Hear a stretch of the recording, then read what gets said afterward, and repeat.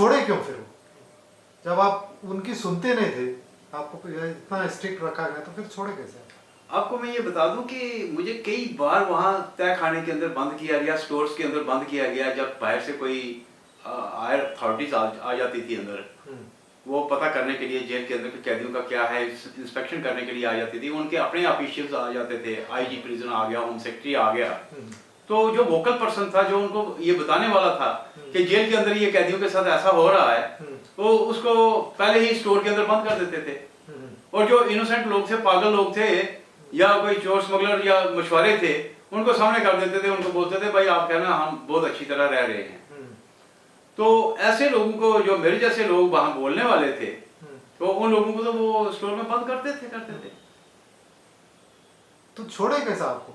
छोड़ा जब मेरी घर वालों ने ऑफर्स किया, हमारी गवर्नमेंट ने ऑफर्स किया, बाहर से amnesty international, red cross society का प्रेशर पड़ा, तो फिर हमारी एम्बेसी जो थी वो हरकत में आ गई। फिर उस लिस्ट में मेरा नाम आ गया। कितने लोग छूटे थे आपके साथ में? मेरे साथ में 109 जेंट्स थे और एक मेल अपने फीमेल थी। अच्छा। लेडीज कलकत्ता की रहने वाली थी। ओके। उसके घर वाले ने यहाँ से शादी करके ले गया और वो लाहौर के अंदर रेड लाइट एरिया के अंदर उसको 500 रुपये में बेच आया। तो वो कहीं भाग कर वो थाने में चली गई। उसके बाद वो 3-4 साल तक जेल में रही। तो वो लेडीज जेल साथ ही है, ये मेल जेल के साथ ही लेडीज जेल है, उस जेल में रखा हुआ था। और एक चीज मैं बताऊं कि आज तक बंगालियों की आवाज किसी ने नहीं उठाई। बंगाली वो बदकिस्मत हैं जो रोजी रोटी की तलाश में है। ये बांग्लादेश बनने के बाद वहां से गरीबी की हालत में महाराष्ट्र, हिंदुस्तान, ये पाकिस्तान की सरहद पार करके कराची की तरफ जाने की कोशिश करते हैं। वो उनके बीवी बच्चे साथ होते हैं। उन पर कोई भी ऐसा इल्ज़ाम नहीं होता है कि ये जासूसी करने के लिए आए या स्मगलिंग करने के लिए आए। वो सिर्फ इलीगल बॉर्डर क्रॉस करने के जुर्म में पकड़े जाते हैं। जब वो पकड़े जाते हैं तो उनके बीवी बच्चों को उनको जेल में डाल दिया जाता है। फिर उनके साथ जो क्रूवल्टी है वो दुनिया शर्मसार हो जाएगी, इंसानियत शर्मसार हो जाएगी। उनके साथ वो है कि अपने फ्रेंड्स को लेकर अय्याशी करते हैं।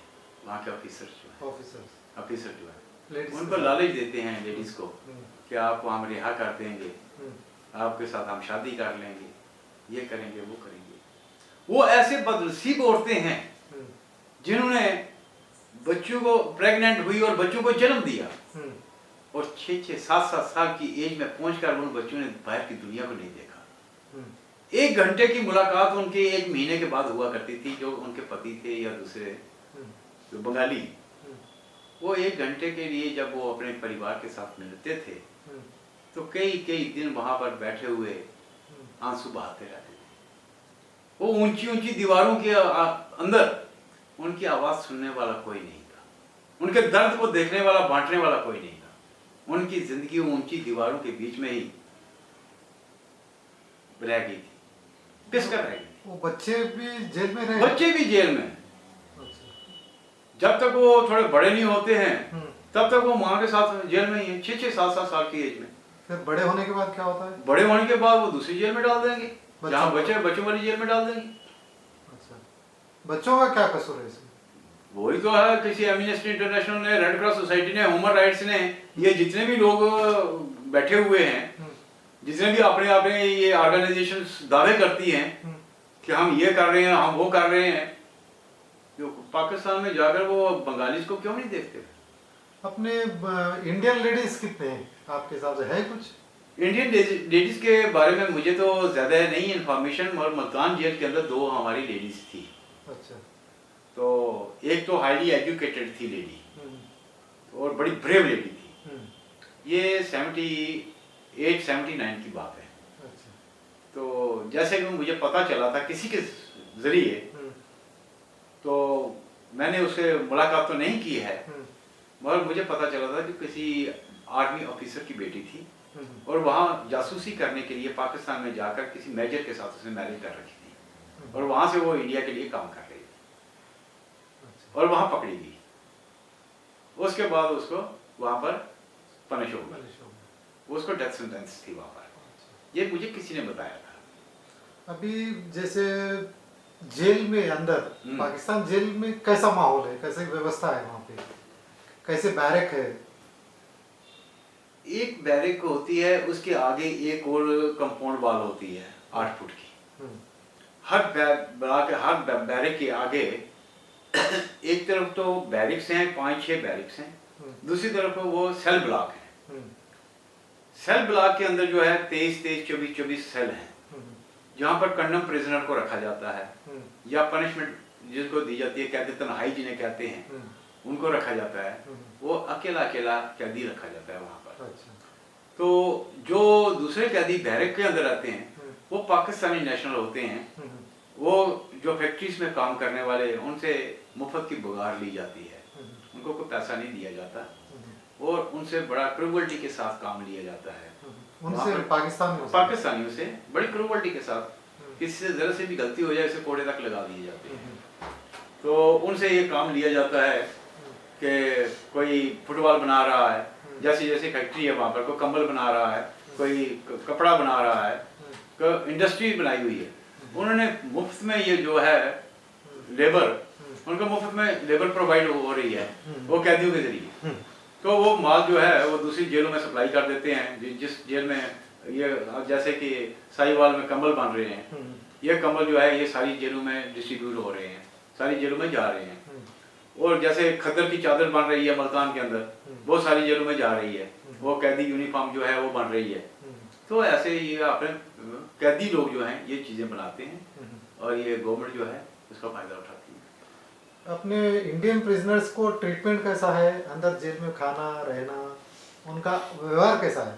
खैर मैं आपको ये बता दूं कि वहाँ का जो गवर्नमेंट खाना देती थी, पाकिस्तान गवर्नमेंट जो खाना देती थी, वो खाना देखते ही वोमिटिंग हो जाएगी। उसके ऊपर कीड़े ऐसे ऐसे तैर रहे होते थे, चिलमिल करते थे कीड़े, देखने का दिल नहीं करता था। मगर एक भूपिंदर सिंह नाम का लड़का था, उसने मुझे कहा कि भाई एक दिन की बात हो, 2 दिन की बात हो तो हम छोड़ दें, भूखे रह जाए। ये वाहिगुरु ने पता नहीं हमारे लिए कितना टाइम लिखा है, इसलिए चुप करके आंखें बंद करो और कीड़े मकोड़े जो मिलते हैं खा लो पेट भरने के लिए, जीने के लिए। तो उस वक्त तो मैंने उसकी बात मान ली। 2 रोटियां टोटल मिलती थी, 360 ग्राम यानी कि 367 ग्राम आटा हुआ करता था 2 टाइम का, स्केल ये थी। तो उसकी 2 रोटियां बनती, 2 रोटियां मिलती थी। कई लोग हमारे रोटी आप खुद लोग बनाते थे कि नहीं बनाने वाला देते थे? नहीं, पहले तो बनी बनाई रोटी तंदूर से वहाँ वो पाकिस्तान वाले ही देते थे। जब मैं मुल्तान जेल के अंदर पहुंचा तो मैंने देखा है कि जिस जगह पे बीफ बन रहा है उसी जगह पे ये रोटियां पका रहे हैं। एक दिन सडनली वो दाल के अंदर बीफ का पीस आ गया। तो एक ये कठुआ बुद्धि जगह का नाम है, वहाँ का सुखराम पंडित था। तो उसने मुझे बताया कि सानी भाई ये देखो ये मीट का पीस जो है, बीफ का पीस इधर आ गया है। मेरे लिए एक गोल्डन अपॉर्चुनिटी थी, गोल्डन अपॉर्चुनिटी थी मेरे लिए। तो मैंने हिंदू और सिख लड़कों को खड़ा किया। मैंने कहा देखो हम गाय को गाय माता कहते हैं और इस धर्म के लिए अपनी जान तक कुर्बान कर सकते हैं। इसलिए यार आज जो हमारे को दाल दी गई है इसमें बीफ है, ये देखो। तो बोले फिर क्या करना है? मैंने कहा खाना खाना छोड़। फिर हमने हंगर स्ट्राइक कर दी। मुझे बहुत धमकियां दी गई। डिप्टी सुप्रिटेंडेंट आया, उसने धमकी दी, ये कोई इंडिया का चिड़ियाघर नहीं है, तुम्हारे बाप का घर नहीं है, तुम्हारी डिमांडें जो पूरी करेगा ये मैं कि शेर के लिए अलग दूं, घोड़े के लिए अलग दूं, बकरी के लिए अलग दूं। ये एक ही जेल है, एक ही जेल में खाना बनता है, वहां से मिलेगा आपको। मैंने भी उसको कहा, कहता बड़े खतरनाक आग से खेल रहा है तो। मैंने कहा डिप्टी साहब आप भी सुन लीजिए कि धर्म के लिए अगर मुझे अपनी जान भी देनी पड़े तो मुझे कोई अफसोस नहीं बल्कि फख्र होगा।